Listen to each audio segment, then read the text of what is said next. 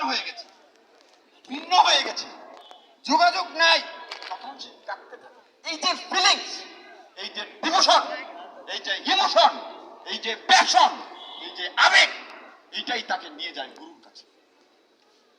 এটাই তাকে নিয়ে যায় গুরুর কাছে। গুরুর কাছে তো সবাই যায়, কেউ কি সাই হতে পারে? এই দেখেন, এক ব্যক্তি গুরু গুরু ভক্ত, তার একটা টিয়া পাখি পালতো সে।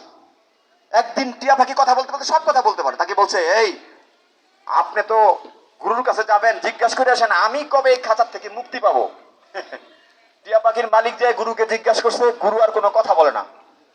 আবার যখন জিজ্ঞাসা করছে আমার টিয়া পাখি কবে মুক্তি পাবে, গুরু আর কোনো কথা নাই, ঠাস করে মাথা ঘুরে পড়ে গেছে। আয়সা যখন এটা বলছে, টিয়া পাখি জিজ্ঞাসা করছে, এই গুরু কি বলছে? গুরু তো কিছু বলে নাই, তোমার কথা শুনে গুরু পড়ে গেছে। তারপরে দিন দেখা যায় টিয়া পাখি খাতার ভিতরে মরে গেছে, মরে পড়ে আছে। তো ওই লোক টিয়া পাখি বার করতে গেছে, টিয়া পাখি যখন দেখছে টানা তাকায় যে আরে আমাকে তো ছাড়ছে, টিয়া পাখি ফুট করে পড়ে গেছে। টিয়া পাখি বুঝেছে দর্শন, এই ভক্ত ডিভোশন না দিলে এটা বোঝা যায় না, ভক্তের গুরুর কথাও বোঝা যায় না, গুরুকেও জানা যায় না। ডিভোশন লাগবে, আবেগ লাগবে, ইমোশন লাগবে।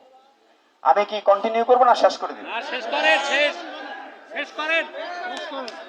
10টার সময় তো অনুষ্ঠানই শেষ। শেষ করে দিই, হ্যাঁ, শেষ করে দেই 2 মিনিট। শিল্পীরা বাড়ি যাক, আপনি বলতে আমি শেষ করে দিচ্ছি, 2 মিনিটে শেষ করে দিচ্ছি। লালনের একটা গান দিয়ে আমি শেষ করে দিচ্ছি। লালন বলেছে, কুলের বউ হয়ে, কুলের বউ হয়ে কতদিন থাকবি ঘরে, মানে বউ হয়ে কতদিন থাকবি ঘরে, ঘুমটা ছেড়ে চল না রে মন সাধুর বাজারে। আমরা এই সংসারে কুলের বউ হয়ে আছি। মুক্তি পেতে হলে গুরুর কাছে যাও, সাধকের কাছে যাও, যে ওই যে লায়নের মতো আপনাকে পথ দেখিয়ে দেবে। এবং সাধনের করতে হলে, সাধক হতে হলে, অনুসারী হতে হলে ভালোবাসতে হবে ওই ছবি, মনে প্রাণে ধারণ করতে হবে লালনকে। তাহলে না হলে হবে না, কোনো কিছুই হবে না। আমি ধন্যবাদ দিচ্ছি আপনাদেরকে, অনেক সময় নিয়ে কথা বলেছি, আপনারা ধৈর্য ধরে আমার কথা শুনেছেন, সেজন্য আমি কৃতজ্ঞতা প্রকাশ করছি। এমন একটি অনুষ্ঠান ভারত বাংলাদেশ এবং লালন সাহের উপরে, সেটাতে আমি আসতে পেরে আমি নিজেকে ধন্য মনে করছি। আমাকে যিনি দাওয়াত দিয়েছেন, আমন্ত্রণ দিয়েছেন, এবং আপনার সুধী মণ্ডলী সকলের প্রতি গভীর ভালোবাসা। আপনারা ভালো থাকবেন, সুন্দর থাকবেন, এই কথা বলে আমি আমার বক্তব্য শেষ করছি।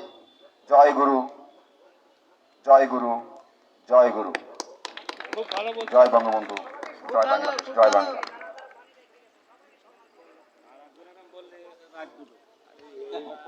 মহাত্মা ফকির লালন সাহেব